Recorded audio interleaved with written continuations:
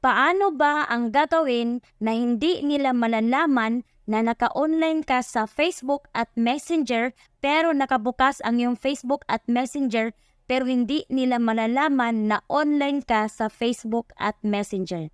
Kaya kung paano ito gawin guys, panoorin at sundan nyo lang hanggang dulo ang video na ito. Pindutin ang Facebook, pindutin ang 3 lines sa taas, pindutin ang settings, scroll up.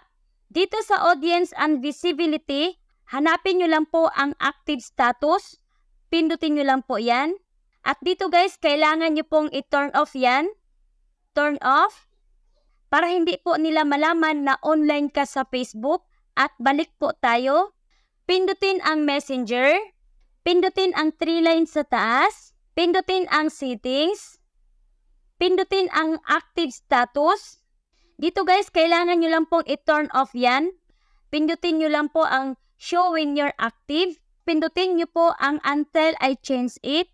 Pindutin nyo po ang post dito sa baba. Ayan na guys, naka-turn off na po ang inyong active status sa inyong mga messenger.